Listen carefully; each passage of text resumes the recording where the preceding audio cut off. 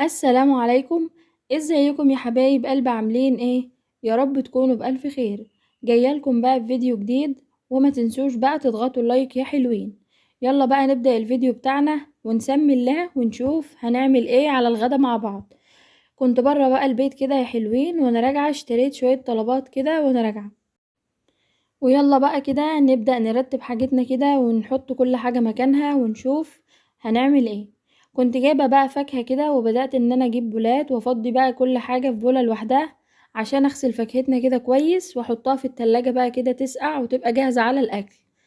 كنت جايبة بقى عنب وجوافة واناناس وبلح، البلح الاصفر ده الموسم بتاعه بيكون طعمه مسكر وجميل جدا. وجبت برضو كده بيبسي وشيبسي، وجبت كمان بسكوت ومارشميلو الايلين.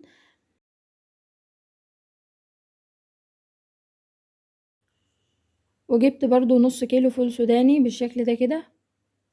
وجبت كمان ب5 جنيه لب سوبر، عشان بقى السهرة وكده حلوين. وجبت بقى 3 اكياس مكرونة، اللي هي المكرونة الهلالية دي. الكيس ده بقى كله كده من عند العطار. يلا بينا نستفه ونرتبه مع بعض. جبت بقى طقم التوابل بتاعي، وقلت بقى ارتب كل حاجة مكانها، كان ناقصني برضو شوية توابل كده فجبتهم. جبت بقى كمون وبصل بودر وتوم بودر. وجبت علبة كاتشب وعلبة مايونيز، جايبة اللي هما الحجم الصغير. وجبت بقى كنت جايبة فيجيتار، بجيب فيجيتار سايب من عند العطار يا حلوين. بيكون بالتوابل بتاعته وبالملح بتاعه، بيبقى جميل جدا. بستخدمه برضو في البانيه، في الستريبس، بستخدمه في تحمير الفراخ، بستخدمه في حاجات كتيرة جدا وبيبقى جميل. وجبت بقى الفيجيتار كده، بدأت افضيه في البطرمان بتاعه واغطيه.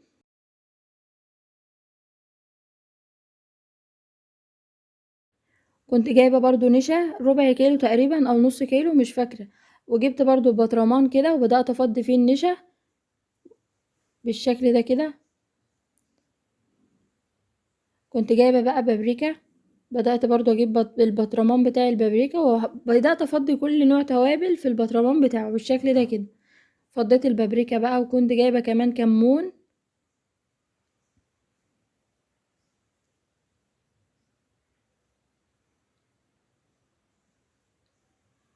وكنت جايبة برضو فلفل اسود.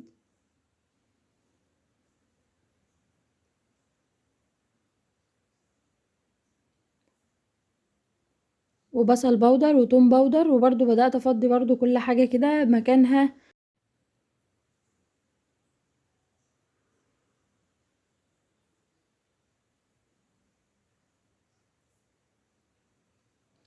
اللي وصل بقى معايا لحد هنا، ما تنسوش تضغطوا اللايك يا حلوين.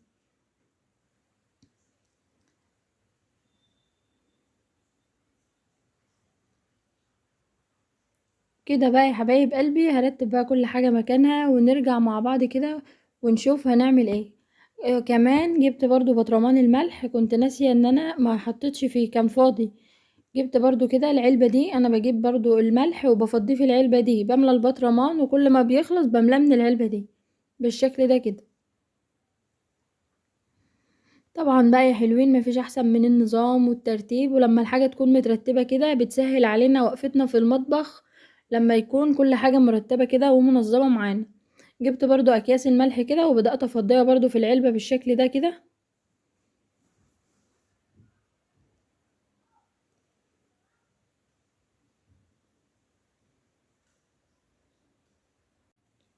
بشكركم بقى جدا على تعليقاتكم الجميلة دي وكلامكم الجميل، ربنا يجعله في ميزان حسناتكم يا رب. واستمروا برضو في تشجيعكم ليا وكومنتاتكم الجميلة وكلامكم اللي بيشجعني ان انا استمر. كنت جايبة بقى وانا راجعة كده يا حلوين سمك بوري مشوي، جايباه مشوي جاهز. بدأت افضيه كده في الصينية، لانه كان برد واحنا مش بنعرف ناكل السمك وهو بارد، فكنت هسخنه بالشكل ده كده.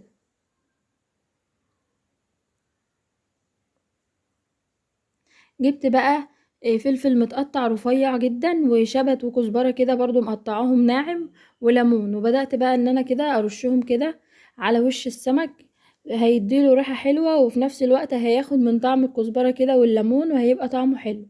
وبدأت برضو ان انا اعصر الليمون كده، وبقوم بقى حاطاه في الفرن ومشغلة بقى الشواية من فوق على النار هادية جدا، وبيسخن وبيبقى جميل جدا. بالشكل ده كده يا حلوين.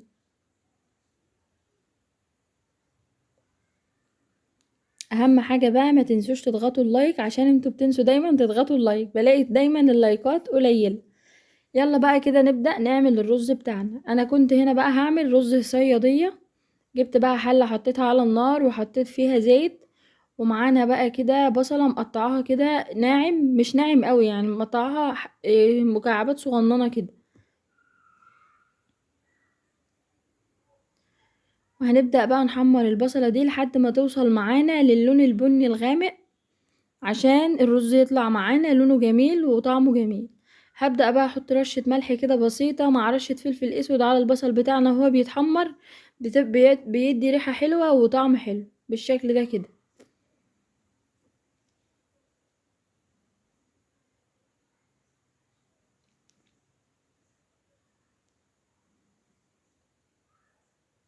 وبعد بقى ما البصل بتاعنا اخد اللون البني الغامق ده، نبدأ ننزل على طول الرز بتاعنا مغسول كويس ومتصفي. هنبدأ ندي للرز بتاعنا تشويحة كده مع البصل بالشكل ده كده. بعتذر بقى هنا كده عن الإضاءة، لأن الكهربا كانت قطعت كل مرة تعملها فيا وأنا بصور وتقطع، بس برضو هكمل وهستمر حتى لو قطعت يا كهربا. بدأت بقى ان انا احط كده فلفل اسود وكمون. بعد بقى ما شوحنا الرز تشويحة حلوة كده، حطينا كمون وكزبرة وفلفل اسود، وكمان هنحط بقى الملح بتاع الرز، هندي للرز بقى تقليبة كده مع البهارات اللي احنا ضفناها.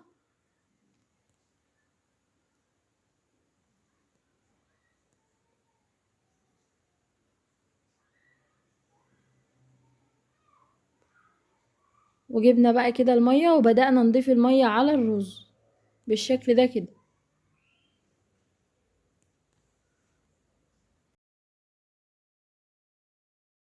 بعد ما ضفنا المية بقى كده هنقلب كده الرز اخر تقليبة بالشكل ده كده، وهنغطي بقى على الرز ونستنى بقى لما يجهز ونقدم الاكل مع بعض.